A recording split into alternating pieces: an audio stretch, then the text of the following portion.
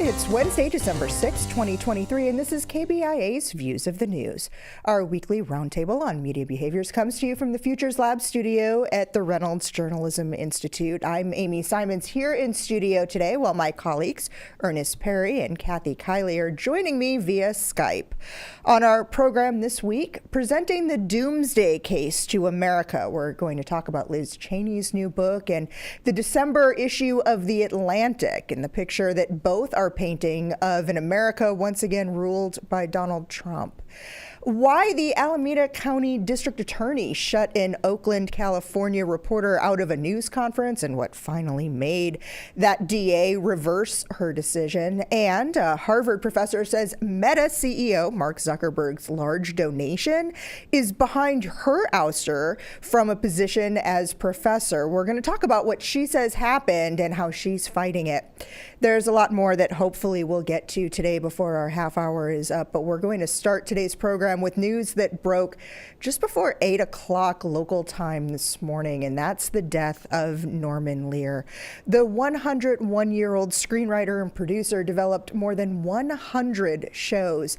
He's best known for creating and producing some of the most popular sitcoms of the 1970s, including All in the Family and its spin-off, The Jeffersons, Maude, Sanford and Son, One Day at a Time, and Good Times.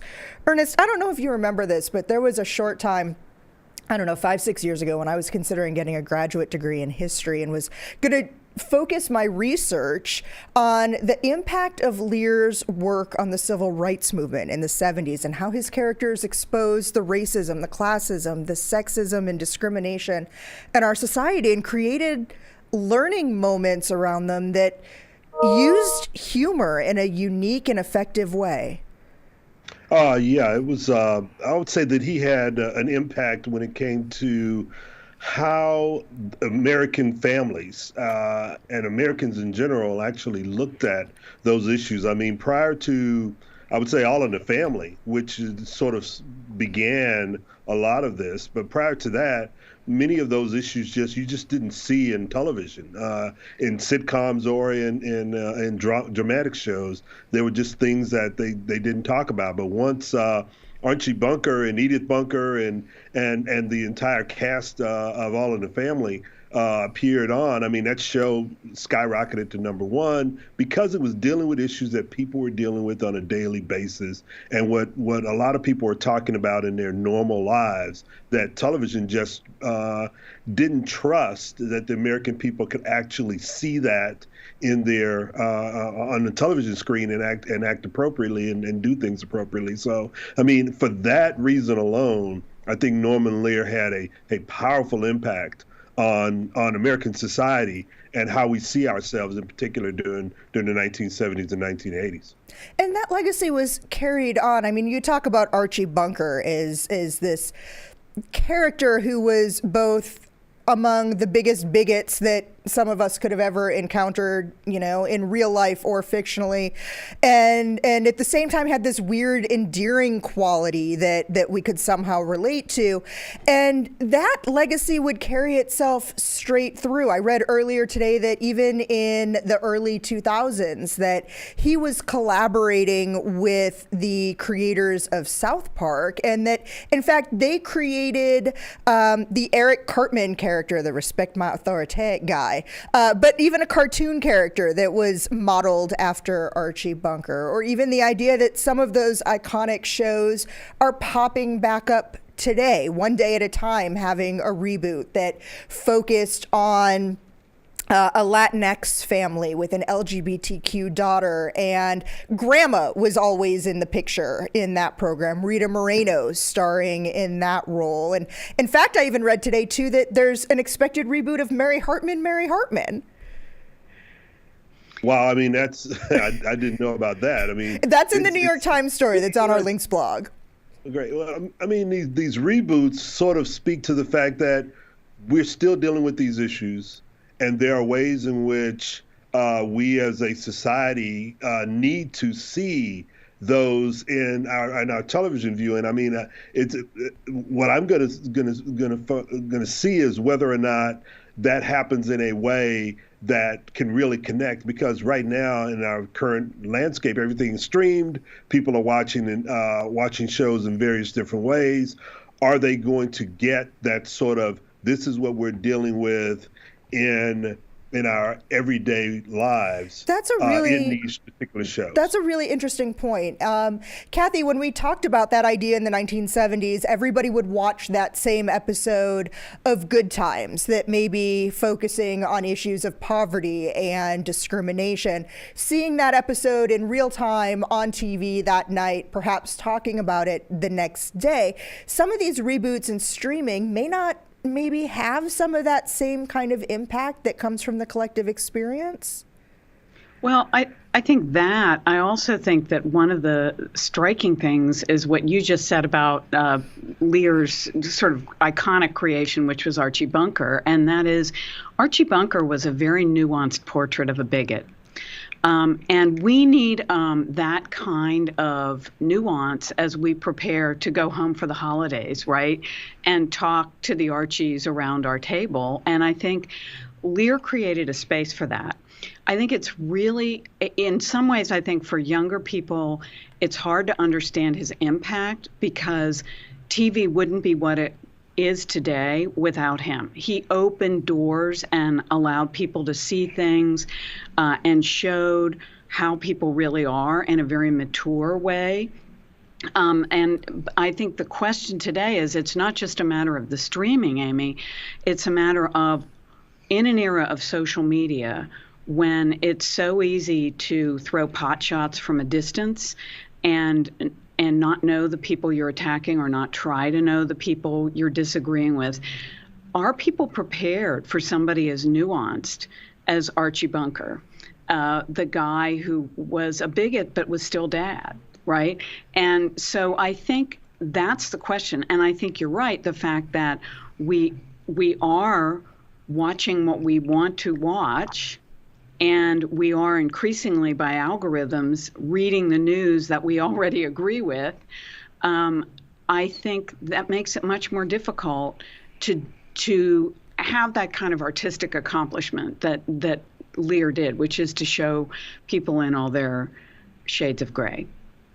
Yeah, and I think that that's something that he really added. I mean, when you look at his shows, he was able to sort of present this. In particular, he was able to present African Americans as a non-monolithic community. I mean, you had Good Times, which showed the poverty and the discrimination in housing projects, but then you also had the Jeffersons, on the other hand, which showed the success and what can happen when African Americans are given the opportunity to be able to be successful small business owners, and how that can help propel them. And then you had Sanford and Son, which showed another aspect of African American life that actually intermingles not only with white society but also with Hispanic society and others.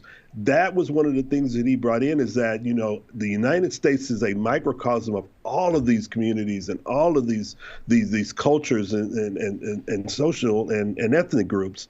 And it's difficult to see that in today's television because people have the ability to be able to go into their own little rabbit holes and stay there and not see what all of that is, and how the country is actually not this monolithic group of people, but it's all one thing. So this has been a rough week as we look at those across American culture. If it's the cultural side, the television and entertainment side of Norman Lear, we've also lost nonagenarians and centurions in government as well. And I want to take some time to also remember some others who left indelible marks on 20th century U.S. history. This past week, it's been Henry Kissinger and Sandra Day O'Connor. And there were some very stark differences in the coverage of each of their deaths. Kathy O'Connor was very much a trailblazing moderate to be on the Supreme Court, that moderate that we didn't know that we needed. And there seemed to have been a lot of remembering of that and trying to talk about how she united the country, and contrasting on almost the same day with coverage of Henry Kissinger, who was framed in a lot of it as a war criminal. Well, O'Connor, of course, was the first woman on the Supreme Court. So for that landmark achievement, there's a lot of history that goes with that. And she opened, I mean, you talk about breaking a glass ceiling, she did it.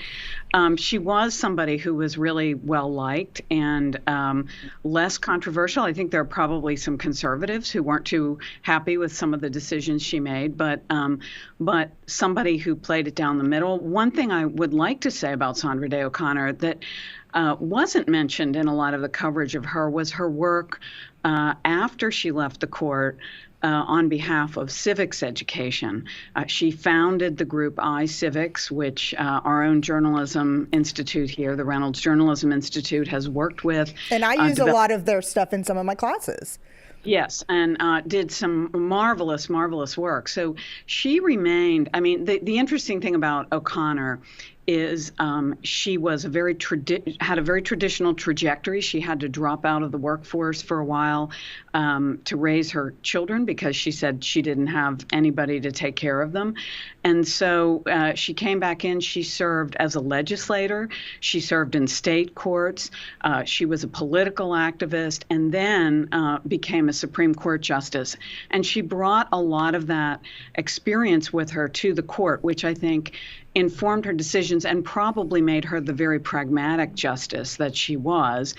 Kissinger, also shaped by his life experiences as a refugee from Nazi Germany, and was somebody who was always trying to achieve stability. I won't call it peace.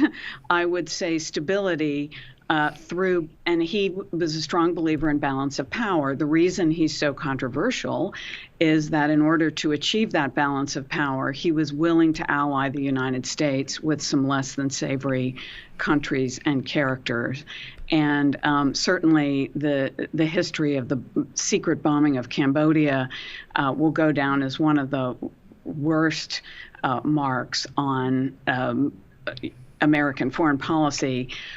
But I also think that one of the most remarkable things about Henry Kissinger was not just his longevity in terms of years, but the fact that he continued to be consulted even up until days before his death. Mm-hmm. Really, he was giving speeches, and current world leaders were continuing to consult him and wanted to be seen with him or show that he was part of their entourage. So you talk about a guy who knew how to amass power and keep it. You may disagree with the way he did it, but he certainly was a player from his first entrance into the adult world to the very, very last.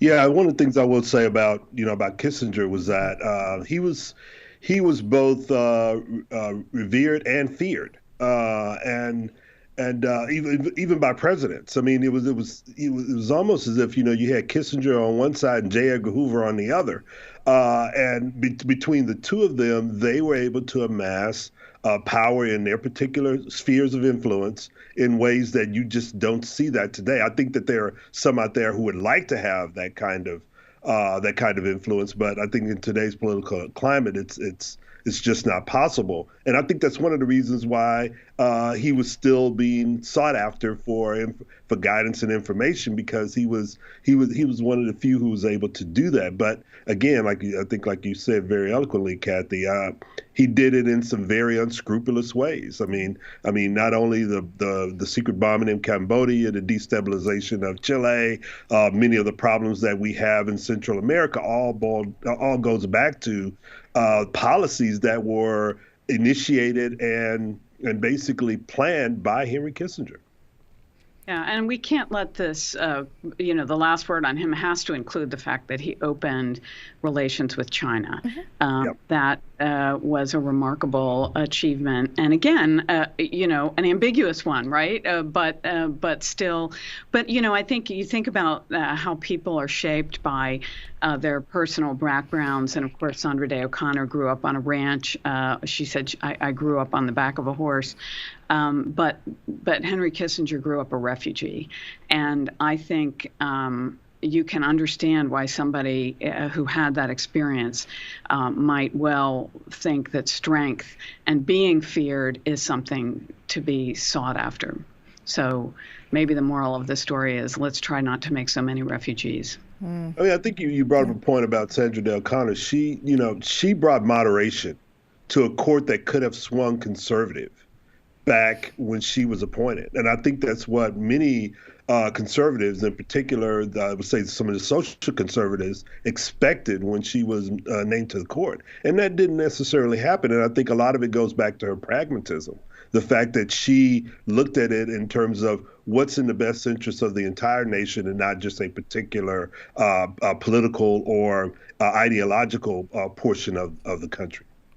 So tonight, the remaining field of GOP presidential hopefuls will take the stage in Tuscaloosa for their fourth debate to be televised on the News Nation cable network. In the background of that, other voices are trying to out-talk them, warning of the dangers ahead if one of them end up losing out on the nomination to former President Donald Trump. The Atlantic's December issue is out as well, and it focuses entirely on this topic with pieces written by different staffers. And yesterday, Liz Cheney's new book, Oath and Honor, hit store shelves. She's been on a nonstop media tour promoting it, and here's a clip from a feature that was on CBS Sunday Morning. You say Donald Trump, if he is reelected, it will be the end of the republic. What do you mean? He's told us what he will do. People who say, well, if he's elected, it's not that dangerous because we have all of these checks and balances, don't fully understand the extent to which the Republicans in Congress today have been co-opted. One of the things that we see happening today is a sort of a sleepwalking into dictatorship in the United States. It's a big word, and it's no question that it's a really strong position to take. But Kathy, it's not that much unlike what I've heard you and several others say. She's out to sell books, of course, but maybe it's not so hyperbolic? No, I mean, I think Donald Trump has been pretty clear about what he wants to do if he gets a second term. We saw how hard he fought to not give up, after the first term. And, violating a lot of all the norms about a peaceful transfer of power. So, and I think it's been clear in his public statements, he wants to use the legal system to go after any of his political opponents. Those are all earmarks of somebody who wants to be a dictator and does not want to abide by the checks and balances that are involved in our republic. And I think what's interesting about Cheney, who is a very conservative Republican, she is concerned about the body in which she served, the House of Representatives, which should be part of that checks and balances. And what she talks about, I haven't had a chance to read the book, but I've read some of the excerpts and read the reviews and certainly heard some of her interviews. What she's really talking about is how people have given up kind of that role, that checks and balances role, and said, well, whatever the president says, we're going to go along. And that's not the way Congress is supposed to work. But one of the things that's happening, and again, this is a hallmark of a dictatorship, is intimidation. People are afraid. And Cheney talks a lot about this. People coming up to her and saying, I know you're right, but if I vote for impeachment, I'm worried about my family. And so we're seeing people, with maybe some genuine concern, but putting their own personal situation ahead of the country. And that's a dangerous place to be. So, Ernest, go ahead. You were about to say something. I apologize. No, I was just going to say. I mean, I think Kathy brings up some very good points. I mean, just not just about Trump, but the Republican Party in general. I mean, just today, Kevin McCarthy, the former Speaker, has announced that he is not running for re-election, so he's going to leave office.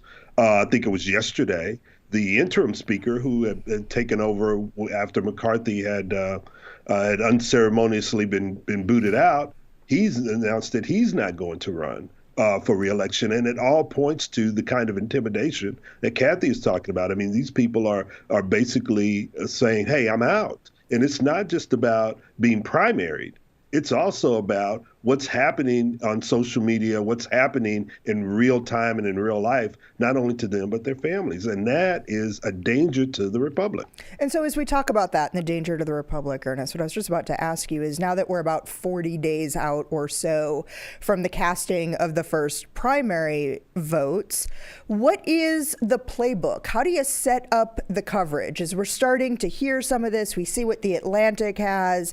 There are some other op-eds you can find on our links blog that's like, enough with the fatalism already. What is the approach that we take? What do we need to take? What steps do we need to take? What steps do our audiences want for us to take? And how do we work with those?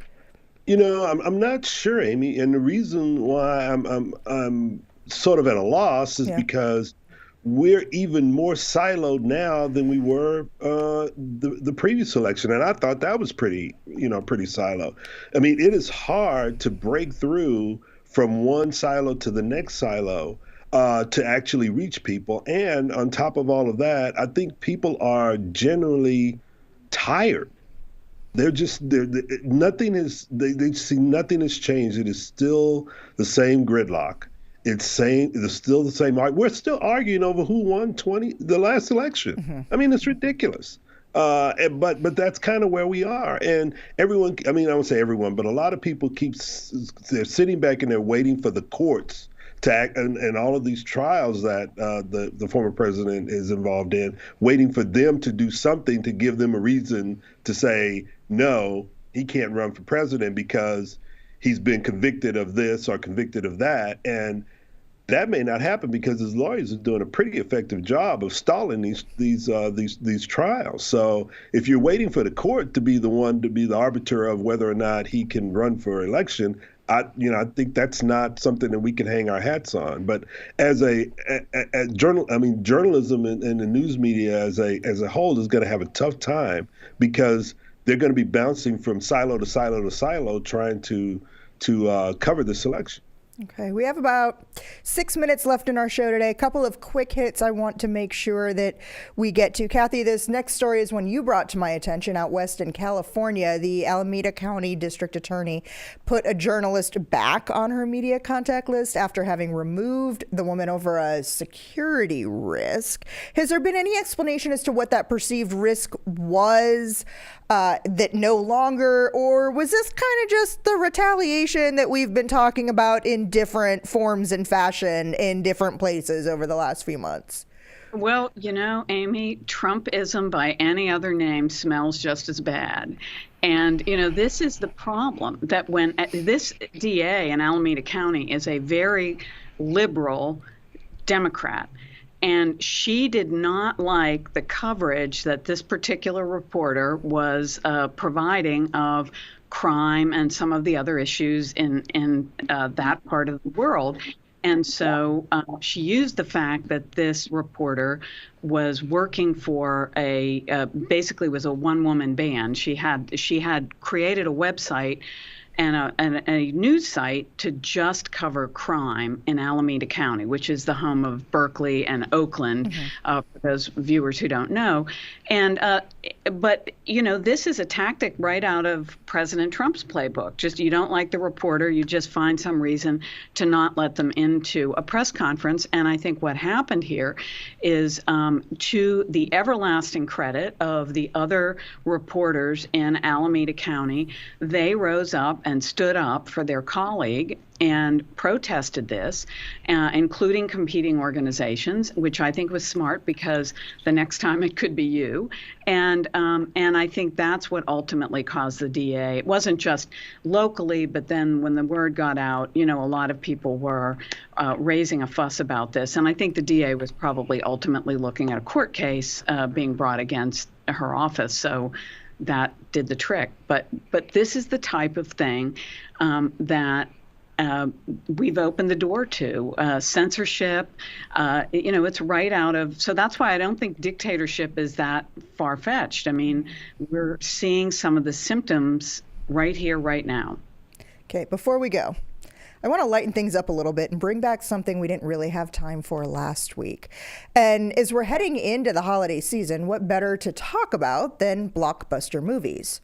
Or movies which would have been blockbusters once upon a time and now are just, busting out. But it's not over. My work is inevitable. There will always be more to finish it. That's a clip from Disney's The Marvels, which came out about 3 weeks ago. It's a sequel to Captain Marvel and cost something like $200 million to produce. Its first week ticket sales, though, a paltry $46 million, the worst open for a Marvel Studios movie in its history. Now, for the longest time, Marvel had been the envy of the entertainment industry, turning out hit after hit after hit. Now, there's some chance, Ernest, that the actors' strike may have led to some of this problem in terms of not having the promotional events or red carpets. But there are others that are out there that are just saying Marvel movies are not what they once were. You're our Marvel guy. Well, I actually saw the movie on Friday, and I thought it was pretty good. I mean, it lacked some of the things that you would have seen in previous Marvel movies, but I think it was pretty good. Here's a lot of the problem. Number one, you had the Screen Actors strike, which hurt promotions, obviously, and Marvel promotes its movies big time before they premiere. So that's part of the problem. The other part of the problem is that we're coming out of COVID and theaters are still having issues with getting the public back in to watch movies. And part of that comes from everything was streamed during COVID and afterwards. And a lot of what you see in these movies are sort of outgrowths of streaming. So they're trying to basically take that and put it back in the theater. And the question is, can you put it back in the bottle? And right now, they're struggling with that. And so we're going to see. I mean, as far as the superhero movies go, you got Aquaman that's going to be coming out. We'll see whether or not there's going to be an issue with that in the same vein. Napoleon, which is a huge movie and a long movie, I think it's doing okay, but it's also struggling. The Martin Scorsese movie, Killer of the Flower Moon, that seems to be underperforming as well from what was expected early. That movie is underperforming, and I think a lot of it goes back to the difficulty of getting people back into the theater now that they've become accustomed to streaming them online. They'll just say, "Hey, I'll wait a month or I'll wait 2 months until it's out on streaming and I'll watch it there." So I think we're going to have to actually move away from basically what's happening in the theaters as a metric of the success of a movie to how's it doing on stream. Okay. Well, that music means we are pretty much out of time for this week. I'd like to thank you for spending the last half hour with us. You can read more about each of the topics we talked about today, and one that we didn't, that one about the professor at Harvard who's saying that she is being retaliated against because of the nature of her research. That's all on our links blog, which is under both the programs and podcast tabs at kbia.org. We're also available wherever you get your podcast downloads, including iTunes, Spotify, and Stitcher. Like us on Facebook or follow us on X, formerly known as Twitter. Our handle there is @ViewsOnKBIA. These are all great ways to watch and listen to the program again, leave comments, questions, see what we'll be talking about next week, and more. Thanks to RJI's Travis McMillan for directing the show, to Kia Thomas for handling the audio, Tim Pilcher composed our theme music, and Nate Brown our social media.